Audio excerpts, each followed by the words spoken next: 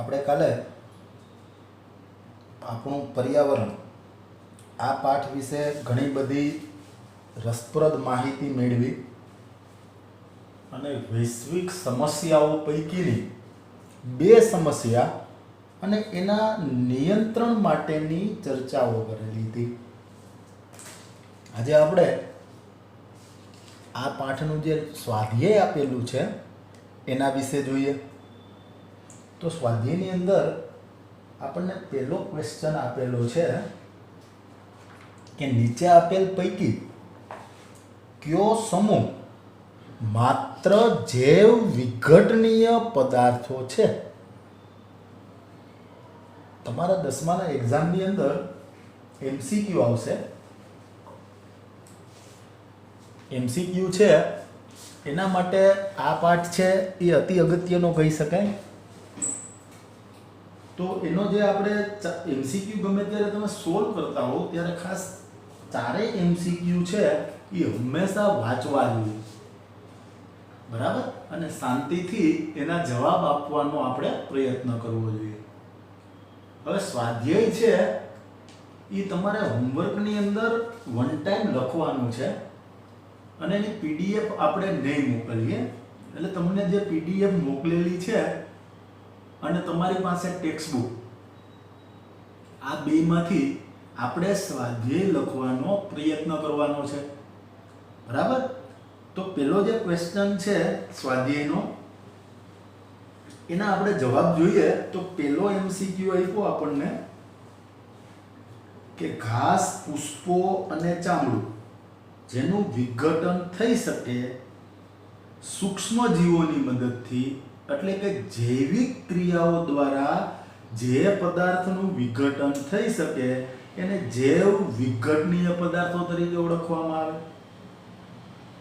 તો અહીંયા આપણને ઘાસ, પુષ્પો અને ચામડું પેલો ઓપ્શન આપ્યો. તો આ જૈવ વિઘટનીય જ પદાર્થ છે. હજી આપણે આગળ જઈએ, ઘાસ, લાકડું, પ્લાસ્ટિક. તો એની અંદર તમે જોશો ઘાસ અને લાકડું છે એ 100% જૈવ વિઘટનીય પદાર્થ છે. જૈવિક ક્રિયાઓ દ્વારા એનું વિઘટન થઈ જશે. પણ પ્લાસ્ટિક જે છે એનું વિઘટન થશે નહીં, મતલબ કે જૈવ અવિઘટનીય પદાર્થ છે. તો બી ઓપ્શન નહીં આવે. હાલો હવે સી ઓપ્શન આપણે વિચારીએ. ફળોની છાલ કે તેમજ લીંબુનો રસ. તો આ પદાર્થો છે એ પણ જૈવ વિઘટનીય પદાર્થો છે. અને કેક, લાકડું તેમજ ઘાસ, તો આ પણ જૈવ વિઘટનીય પદાર્થ છે. તો આપણને ક્વેશ્ચન જે પૂછેલો છે નીચે આપેલ પૈકી કયો સમૂહ માત્ર જૈવ વિઘટનીય પદાર્થ છે? તો એમાં ત્રણેય જવાબ આવશે. એટલે આ ક્વેશ્ચનની અંદર ખરેખર આવું હોવું જોઈએ. ઓપ્શનમાં પૂછે આપણને તો આવું હોવું જોઈએ કે જૈવ અવિઘટનીય પદાર્થ કયો છે. આ ઓપ્શન જે આપેલા છે એમાં જૈવ અવિઘટનીય, તો એની અંદર આપણો જવાબ બી આવે, બરાબર. પણ અહીંયા આપણને શું પૂછ્યું? જૈવ વિઘટનીય પદાર્થ, એટલે એ, સી અને ડી ત્રણેય જવાબ આવશે. આ ક્વેશ્ચન તમારી ટેક્સ્ટ બુકમાં જે પૂછેલો છે આ ક્વેશ્ચન પ્રમાણે ઓપ્શન છે એ ત્રણ આવશે, એ, સી અને ડી. બી નહીં આવે કારણ કે એમાં પ્લાસ્ટિક આપેલું છે. એટલે મારો કહેવાનો હેતુ એ છે કે એક્ઝામની અંદર આ પ્રશ્ન પૂછે આપણને તો જૈવ અવિઘટનીય પદાર્થ કયો છે નીચેના સમૂહમાં, બરાબર, અથવા તો જૈવ વિઘટનીય નથી. અહીંયા છે અહીંયા શું લખી નાખીએ આપણે? નથી. તો જવાબ શું આવે આપણો? તો કે બી ઓપ્શન આવે. સારું, ચાલો હવે આપણે બીજો ક્વેશ્ચન જોઈએ. નીચેનામાંથી કોણ આહાર શૃંખલાનું નિર્માણ કરે? આહાર શૃંખલાનું નિર્માણ કોણ કરે? તો આપણને જુદા જુદા ઓપ્શન બતાવ્યા. આહાર શૃંખલા એનાથી બનવી જોઈએ, પોષક સ્તર એનાથી બનવા જોઈએ. તમને ખબર જ છે કે આહાર શૃંખલાની શરૂઆત ઉત્પાદકથી થાય અને એનો અંત છે ઉચ્ચ કક્ષાના માંસાહારીઓથી થાય. તો આપણે આહાર શૃંખલાની જે વાત કરતા હતા તો એની અંદર એ ઓપ્શન આપણને આપ્યો ઘાસ, ઘઉં અને કેરી. તો તમે જોઈ શકો ઘાસ, ઘઉં અને કેરી આ ત્રણેય ઉત્પાદકમાં સમાવેશ થાય. બરાબર, આ ત્રણેય છે એનો સમાવેશ ઉત્પાદકમાં થાય. એટલે જો આપણને ક્વેશ્ચનમાં એમ પૂછ્યું હોત કે નીચેનામાંથી કોણ આહાર શૃંખલાની ઉત્પાદક તરીકે ઓળખાય, તો આપણે જવાબ લખત ઘાસ, ઘઉં, કેરી. પણ આપણને નથી પૂછ્યું એવું. આપણને શું પૂછ્યું? તો કે કોણ આહાર શૃંખલાનું નિર્માણ કરે, એટલે જેની અંદર ઉપભોગી આવવા જોઈએ અને ઉચ્ચ કક્ષાના ઉપભોગીઓ એટલે કે માંસાહારીઓ પણ આવવા જોઈએ અથવા મિશ્રાહારીઓ આવવા જોઈએ. બરાબર, ઉત્પાદક, ઉપભોગીઓ જેની અંદર સમાવેશ થઈ જાય એ જ આહાર શૃંખલાનું નિર્માણ કરે. તો એ ઓપ્શન નહીં આવે. હાલો બી ઓપ્શન આપણે વિચારીએ. ઘાસ, બકરી અને માનવ. તમે જોઈ શકો ઘાસ એટલે ઉત્પાદક, બકરી અને માનવ ઉપભોગીઓ થયા એટલે કે એને ખાનારા થયા. તો જેની અંદર ઉત્પાદક અને ઉપભોગીઓ હોય એ આહાર શૃંખલાનું નિર્માણ કરે. તો આપણો જવાબ છે એ બી આવશે. હજી આગળ આપણે ઓપ્શન જોઈએ. તમને સી ઓપ્શન આપ્યો બકરી, ગાય અને હાથી. તો આ ત્રણેય ઉપભોગીઓ થયા. આમાં ઉત્પાદક કોઈ છે નહીં. ઉત્પાદક એટલે જે પ્રકાશ સંશ્લેષણની ક્રિયા કરે, પોતાનો ખોરાક જાતે તૈયાર કરે, જે ક્લોરોફિલ ધરાવે. તો આ ત્રણમાંથી એકેય સ્વાવલંબી સજીવો નથી, વિષમપોષી સજીવો છે. એટલે સી ઓપ્શન નહીં આવે. ડી ઓપ્શનની વાત કરીએ. ઘાસ, માછલી અને બકરી. ઘાસ અને બકરી બરાબર છે, પણ માછલી છે તો ઈ પાછી અલગ નિવસન તંત્ર છે એની વાત થઈ.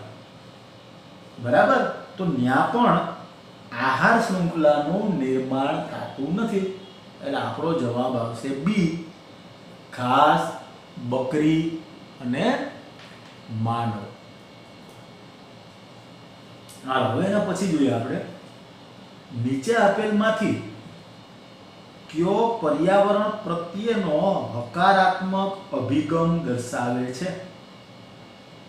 એટલે કે પર્યાવરણની અંદર સમતુલા જાળવવા માટે આપણે ઘણા બધા પ્રયત્નશીલ છીએ, પણ આપણી પ્રવૃત્તિઓને લીધે એની અંદર અસમતુલા સર્જાણેલી છે.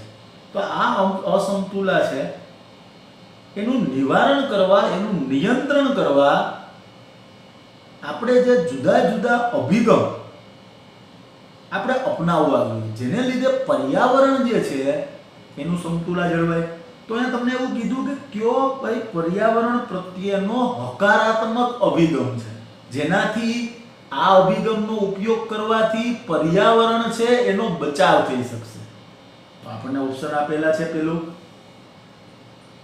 કે બજાર જતી વખતે સામાન માટે કપડાની થેલીઓ લઈ જવી. તો હકારાત્મક અભિગમ જ થયો.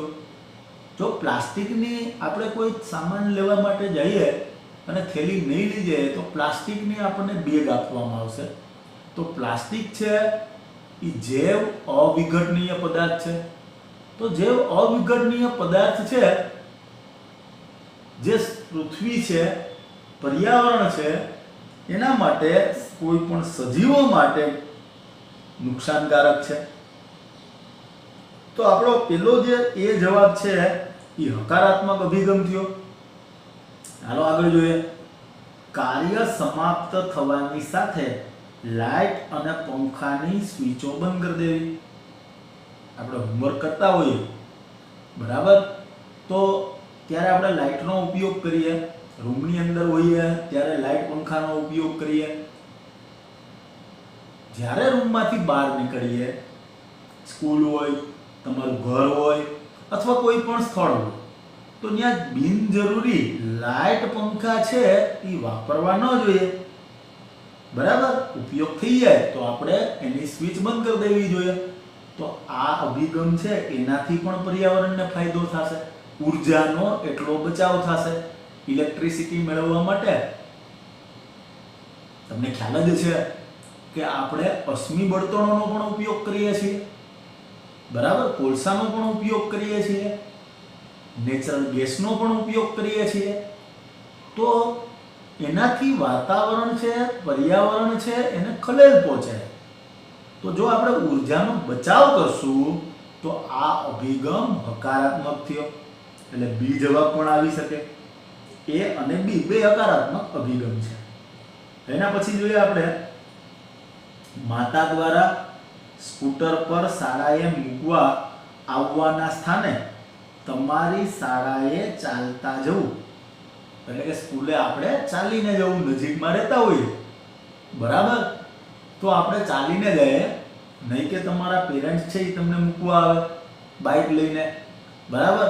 કારણ કે જેટલી બાઇક છે એ વપરાશે, અથવા તમે સાયકલ લઈને આવશો તો પણ પર્યાવરણને ફાયદો છે, બરાબર. વાહનોનો શક્ય હોય એમાં પણ ખાનગી વાહનોનો શક્ય હોય એટલો ઓછો ઉપયોગ કરવો જોઈએ, જેને લીધે આપણે વાતાવરણ છે, પર્યાવરણ છે, બરાબર, એને બચાવવા માટેનો, એના નિયંત્રણ માટેનું જે નુકસાન થાય છે એનું નિયંત્રણ આપણે કરી શકીએ. તો અહીંયા ડી વિકલ્પ આપેલું છે, આપેલા તમામ. તો આપણો જવાબ ડી આવશે. એ બી સી ત્રણેય છે હકારાત્મક અભિગમ છે પર્યાવરણને બચાવવા માટેના. સારું, ચાલો હવે એના પછીનો આપણે પ્રશ્ન જોઈએ, ક્વેશ્ચન નંબર 4. જો આપણે એક પોષક સ્તરના બધા જ સભ્યોને દૂર કરી નાખીએ, માની લો કે બહાર નાખીએ, તો શું થાય? બહુ જ સરસ મજાનો મુદ્દો છે. હરેક પોષક સ્તર, એમાં રહેલા હરેક સજીવ અત્યંત જરૂરી છે. સમગ્ર જીવસૃષ્ટિમાં વિવિધતા અત્યંત જરૂરી છે. કોઈ એક પોષક સ્તરના સજીવો નહીં હોય તો તમામ પોષક સ્તર છે એનો નાશ થઈ જાય. આપણે એક પાઠમાં શીખતા હતા ત્યારે આપણે પોષક સ્તરની વાત કરી હતી, જેની અંદર ઘાસ, હરણ અને સિંહની વાત હતી. તમે વિચારો કે ઘાસ કાઢી નાખશું આપણે તો શું પરિસ્થિતિ થાય? તો હરણ છે એ મૃત્યુ પામશે, અને જેને લીધે સિંહ છે એનું પણ મૃત્યુ થવાનું. હરણ નહીં હોય તો સિંહનો ખોરાક, તો ખોરાકના અભાવે સિંહનું પણ મૃત્યુ થાય. હવે માની લો કે હરણને આપણે લઈ લઈએ, ઘાસ રાખીએ, હરણ કે આપણે ન રહેવા દઈએ તો શું પરિસ્થિતિ થાય? તો સિંહનું મૃત્યુ થાય. આપણે એવું વિચારતા હોઈએ કે જો સિંહ અને હરણ બેયને કાઢી નાખીએ તો પરિસ્થિતિ શું થાય? તો એક પોષક સ્તર બચી જાય. જો તમે એવું વિચારતા હો, એ પણ શક્ય નથી, કારણ કે ઘાસનું નિયંત્રણ હરણ કરે. એ જે વનસ્પતિ ઉગે છે એ જમીનમાંથી જુદા જુદા પ્રકારના પોષક દ્રવ્યો મેળવે છે. હવે એની પોતાની હરીફાઈ થશે, જેને લીધે ઘાસ છે એનો પણ નાશ થઈ જશે, બરાબર. તો અહીંયા આપણને ક્વેશ્ચન એના અનુસંધાને પૂછ્યો કે જો આપણે એક પોષક સ્તરના બધા જ સભ્યોને દૂર કરી નાખીએ તો શું થશે? જો આપણે એક પોષક સ્તરના બધા જ સભ્યોને દૂર કરી નાખીએ, એટલે કે મારી નાખીએ, તો તેના ઉપલા પોષક સ્તરે ખોરાક પ્રાપ્ત નહીં થાય. ઘાસ નહીં હોય તો હરણને ખોરાક નહીં મળે, અને સમગ્ર આહાર શૃંખલામાં મુશ્કેલી સર્જાય, વિક્ષેપ સર્જાય. આ પોષક સ્તર પર આધારિત હોય તે બધા સજીવોનું શું થાય? મૃત્યુ થાય. અને હજી આપણે બીજી તરફ વિચારીએ, ઉપરના પોષક સ્તરનું મૃત્યુ થયું, બરાબર, તો નીચલા પોષક સ્તરમાં શું થાય? તો એની સંખ્યામાં વધારો થાય. હવે એની સંખ્યા વધશે શરૂઆતમાં, એટલે એની વચ્ચે હરીફાઈ થાય, નિવસન તંત્ર અસંતુલિત થઈ જશે. નિવસન તંત્ર એની લાક્ષણિકતાઓમાં આપણે એવું શીખ્યા કે નિવસન તંત્ર છે એ સ્વયં સંચાલિત છે, સ્વયં નિયંત્રિત છે.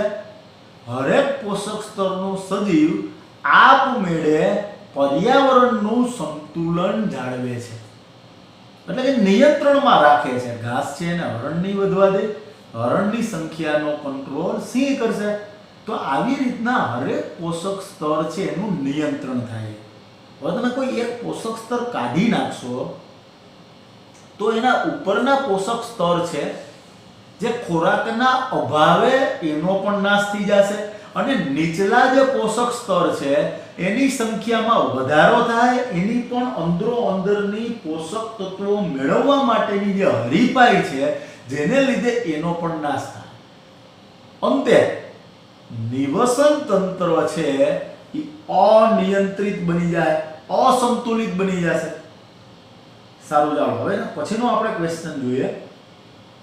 શું કોઈ પોષક સ્તર, પાંચમો ક્વેશ્ચન, શું કોઈ પોષક સ્તરના બધા જ સભ્યોને દૂર કરવાથી થતી અસર ભિન્ન ભિન્ન પોષક સ્તરો માટે અલગ અલગ હોય છે? બરાબર સમજો ક્વેશ્ચનને. શું કીધું આપણને? શું કોઈ પોષક સ્તરના બધા જ સભ્યો, એટલે કોઈ પોષક સ્તરની અંદર રહેલા બધા સજીવો એને દૂર કરવાથી થતી અસર, હવે પોષક સ્તરના સજીવો છે એને આપણે દૂર કરી નાખીએ તો જે અસર થાય એ ભિન્ન ભિન્ન પોષક સ્તર માટે અલગ અલગ હોય છે. શું કોઈ પોષક સ્તરના સજીવોને નિવસન તંત્રને અસર પહોંચાડ્યા વગર દૂર કરવા સંભવ છે? તો હકીકતમાં બાળકો તમને ખ્યાલ જ છે કે કોઈ પણ પોષક સ્તરમાં રહેલો સજીવ પર્યાવરણ કે નિવસન તંત્ર માટે મહત્વની કડી છે. બરાબર, એક પણ પોષક સ્તરના સજીવોને આપણે દૂર કરશું તો એની અસર તમામ પોષક સ્તર ઉપર થાય. બરાબર, હમણાં જ આપણે જે ઘાસને, હરણની અને સિંહની વાત કરી હતી એના અનુસંધાને આપણે આ ક્વેશ્ચનનો જવાબ છે એ આપી શકીએ અને સરળતાથી એનું વર્ણન આપણે કરી શકીએ. માની લો કે કોઈ પોષક સ્તરના બધા જ સભ્યોને દૂર થઈ જાય તો જુદા જુદા પોષક સ્તર માટે એની અસર અલગ અલગ છે.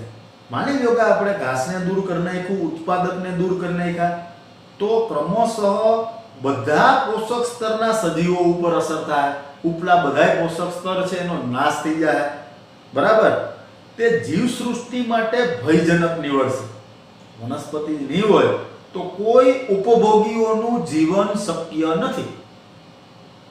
હવે ઉચ્ચ પોષક સ્તર પર રહેલા સજીવોને દૂર કરી નાખીએ, આપણે સિંહને દૂર કરી નાખ્યા, તો તેનાથી નીચલા સ્તરે રહેલા સજીવોની સંખ્યામાં વધારો થાય, એની અંદરો અંદરની હરીફાઈ થાય ખોરાક પ્રાપ્ત કરવા માટેની, અને પરિણામ સ્વરૂપે પર્યાવરણની અંદર અસંતુલા સર્જાય, જેને લીધે આ સજીવો છે એનું પણ જીવન શક્ય નથી.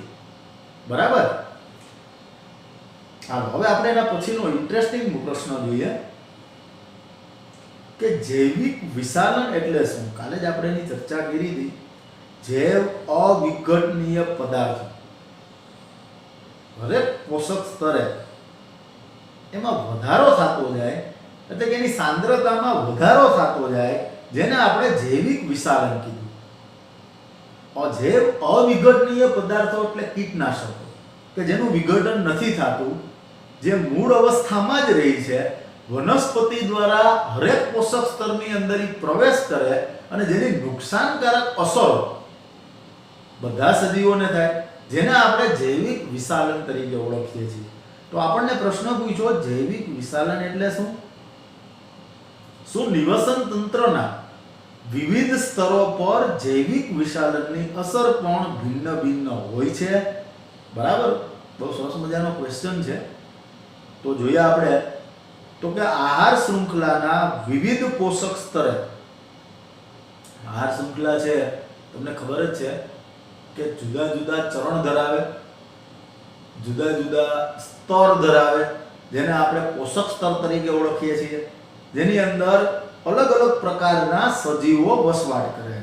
તો આહાર શૃંખલાના વિવિધ પોષક સ્તરે રહેલા સજીવો ચોક્કસ જૈવ અવિઘટનીય પદાર્થની સાંદ્રતામાં ક્રમશઃ વધારો થાય.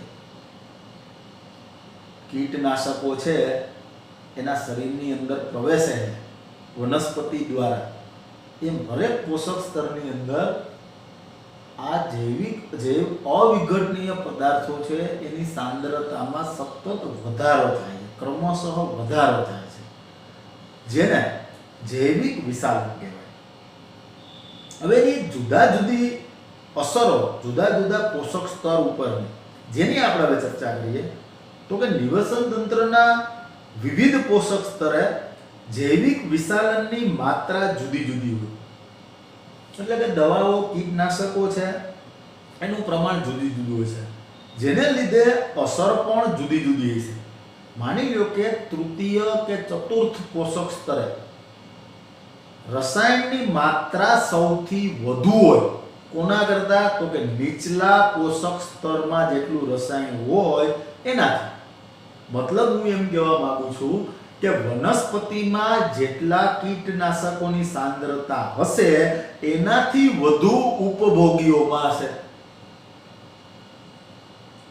આથી જૈવિક વિશાલનની સૌથી વધુ હાનિકારક અસર, સૌથી વધુ નુકસાન કયા પોષક સ્તરના સજીવોને થાય? તો કે સૌથી ટોચના પોષક સ્તરને અથવા તો ઉપલા પોષક સ્તરના સજીવોને જૈવિક વિશાલનની અસર વધુ થાય, નુકસાનકારક અસર વધુ થશે. ચાલો હવે આપણે એના પછીનો સરસ મજાનો પ્રશ્ન જોઈએ કે આપણા દ્વારા ઉત્પાદિત જૈવ અવિઘટનીય કચરાથી કઈ કઈ સમસ્યાઓ ઉત્પન્ન થઈ શકે. બરાબર સમજો, કચરો જૈવ વિઘટનીય હોય કે જૈવ અવિઘટનીય હોય, નકામો બિનજરૂરી પદાર્થને આપણે કચરા તરીકે ઓળખીએ. જો એનું યોગ્ય વ્યવસ્થા સ્થાપન કરવામાં ન આવે તો કચરો છે એ ઘણી બધી રીતે સજીવો છે એને નુકસાનકારક અસરો આપે. હવે અહીંયા તમને માત્ર એમ પૂછેલું છે કે જૈવ અવિઘટનીય કચરો કઈ કઈ સમસ્યાઓ ઉત્પન્ન કરશે. એટલે આપણો જે જવાબ છે એમાં આપણે જૈવ અવિઘટનીય કચરાને ધ્યાનમાં રાખીને જ લખશું. સ્પષ્ટ જો ક્વેશ્ચન આપણને આપ્યો એમાં લખ્યું કે આપણી દ્વારા ઉત્પાદિત જૈવ અવિઘટનીય કચરાથી કઈ સમસ્યાઓ ઉત્પન્ન થાય છે. જૈવ અવિઘટનીય કચરો એટલે પ્લાસ્ટિક, બરાબર, પોલિથીન એટલે કે પ્લાસ્ટિક, બરાબર, જેનું વિઘટન જૈવિક પ્રક્રિયાઓ દ્વારા નથી થતું, આવો કચરો કઈ સમસ્યાઓ ઉત્પન્ન કરે છે. હમણાં જ બાળકો આપણે જૈવિક વિશાલન વિશે જોયું. જૈવિક વિશાલન છે એમાં પણ જૈવ અવિઘટનીય પદાર્થો હતા, બરાબર. તો તે જૈવિક વિશાલનની સમસ્યા સર્જે, બરાબર. વનસ્પતિના મૂળ એનું શોષણ કરે અને પરત પોષક સ્તરે એની સાંદ્રતામાં વધારો થાય એટલે જૈવિક વિશાલનની સમસ્યાનું સર્જન થાય. જૈવ અવિઘટનીય કચરાથી તે પર્યાવરણમાં એકત્રિત થઈ પ્રદૂષણ સર્જે, કારણ કે એનું વિઘટન થવાનું જ નથી. જમીનમાં ભળશે તો જમીન પ્રદૂષણ થાય, નદીની અંદર જાય તો જળ પ્રદૂષણ થાય. મતલબ કહેવાનો ઈ છે કે તે પ્રદૂષણનું સર્જન કરશે. જ્યારે ભૂમિમાં કચરો હમણાં જ વાત કરી એમ દાટી દે તો ત્યાંથી વનસ્પતિ જે ઉગતી હશે એ ભાગમાં પ્લાસ્ટિક આવી જવાથી કેટલા ભાગની અંદર વનસ્પતિ નહીં ઉગે, બરાબર. વનસ્પતિની વૃદ્ધિ અટકી જાય અને પર્યાવરણની અંદર એ લાંબો સમય એમણો જળવાઈ રહે. એટલે નિવસન તંત્રના ઘટકો જે છે એને ઘણી બધું નુકસાન કરશે અને આહાર શૃંખલા જે છે એમાં અસંતુલન સર્જન જાય, બરાબર. જુદા જુદા સજીવો ઉપર, એના જીવ છે એના ઉપર મોટા સંકટનું સર્જન થાય. ચાલો હવે આપણે 8મો ક્વેશ્ચન જોઈએ. જો આપણા દ્વારા ઉત્પાદિત બધો જ કચરો જૈવ વિઘટનીય હોય તો શું તેની પર્યાવરણ ઉપર કોઈ અસર નહીં થાય? હમણાં જ મેં વાત કરી બરાબર કે જૈવ વિઘટનીય કચરો છે એનું યોગ્ય રીતે વ્યવસ્થા જો ગોઠવીએ એના નિકાલને તો હકીકતમાં પર્યાવરણ ઉપર એની કોઈ પણ પ્રકારની નુકસાનકારક અસર નહીં થાય. બરાબર. જો આપણા દ્વારા ઉત્પાદિત બધો જ કચરો જૈવ વિઘટનીય હોય તો શું તેની પર્યાવરણ ઉપર કોઈ અસર નહીં થાય? તો એ જવાબ આપણે જોઈએ. જો માની લો કે આપણા દ્વારા ઉત્પાદિત કચરો જૈવ વિઘટનીય હોય એટલે કે જેનું વિઘટન જૈવિક ક્રિયાઓ એટલે કે સૂક્ષ્મ જીવો દ્વારા થઈ શકે છે એટલે જૈવ વિઘટનીય કચરો, તો તેને યોગ્ય રીતે પૂરતા સમય માટે વિઘટન કરવામાં આવે તો તેનો ઉપયોગ આપણે શું કરી શકશું? તો કે ખાતર તરીકેનો ઉપયોગ કરશું. બરાબર. એમાંથી બાયોગેસ પણ મળશે આપણને. તમે આગળના ધોરણમાં ગોબર ગેસ પ્લાન્ટ, બાયોગેસ પ્લાન્ટ વિશે શીખી ગયા. બરાબર. ખાસ કરીને ગામડાની અંદર બાયોગેસ પ્લાન્ટ છે એ વધુ ફાયદાકારક છે. બરાબર. બાયોગેસ પ્લાન્ટ છે એમાંથી જરૂરી ઘરગથ્થુ બળતણ માટેનું આપણને ઉર્જા મળતી રહેશે અને એમાં જે ઉપનિપજ એટલે કે વધારાના દ્રવ્યો છે એનો આપણે ખાતર તરીકે, સેન્દ્રિય ખાતર તરીકે ઉપયોગ કરી શકશું. બરાબર. તો પર્યાવરણને એનાથી કોઈ નુકસાન નહીં થાય એટલે આપણે બને ત્યાં સુધી શક્ય હોય એટલો જૈવ અવિઘટનીય પદાર્થોનો વપરાશ ઘટાડવો જોઈએ. ચાલો હવે છેલ્લો ક્વેશ્ચન આપણે જોઈએ કે ઓઝોન સ્તરનું વિઘટન આપણા માટે ચિંતાનો વિષય શા માટે છે? આ વિઘટનને સીમિત કરવા માટે કયા પગલાં લેવા જોઈએ? તો આપણને બધાને ખ્યાલ જ છે કે ભાઈ ઓઝોન જે છે એ સજીવો માટે અત્યંત જરૂરી છે. જો ઓઝોનનું સ્તર ન હોય અથવા તો ઓઝોનના સ્તરની અંદર નિરંતર જો ઘટાડો થાય તો ઘણી બધી સમસ્યાઓ છે એનું સર્જન થાય. કારણ કે ઓઝોન સૂર્યમાંથી આવતા પારજાંબલી વિકિરણો એનું શોષણ કરે જે આપણા માટે, સજીવો માટે ઘાતક છે. આપણને ત્વચાને લગતી બીમારીઓ એટલે કે ચામડીના કેન્સર થાય, આંખના મોતિયામાં વધારો થાય, આવી બધી સમસ્યાઓ છે એનું સર્જન થાય. તો આપણને જે ક્વેશ્ચન પૂછ્યો કે ઓઝોનના સ્તરનું વિઘટન એટલે કે ઓઝોનના સ્તરમાં ઘટાડો આપણા માટે ચિંતાનો વિષય શા માટે છે? તો હમણાં જ વાત કરી આપણે. ઓઝોનનું સ્તર ઘટી જાય તો આપણને ચામડીના કેન્સર, મોતિયામાં વધારો થાય, આવી નુકસાનકારક અસરો ઓઝોન સ્તરમાં વિઘટનને લીધે થઈ શકે. હવે આ મહત્વની વાત, આ વિઘટનને ઘટાડવા અથવા ઓછું કરવા આપણે કેવા પગલાં લેવા જોઈએ? તો તમને ખ્યાલ જ છે કે જુદા જુદા દેશો મળી અને ઓઝોન સ્તર ઘટાડવા માટેના કારણો વિચાર્યા. તો એમાં એવું જાણવા મળ્યું કે ભાઈ ઓઝોન સ્તરમાં ઘટાડો જે થાય છે એના માટે મુખ્ય જવાબદાર છે CFCs, જેને લીધે ઓઝોન સ્તર છે એનું વિઘટન થાય છે. એના અનુસંધાને વિશ્વના દેશોએ મળી અને એવું નક્કી કર્યું 1986ની સાલમાં કે ભાઈ CFC નું ઉત્પાદન 1986માં જેટલું થાય છે એટલું જ ભવિષ્યમાં રહે.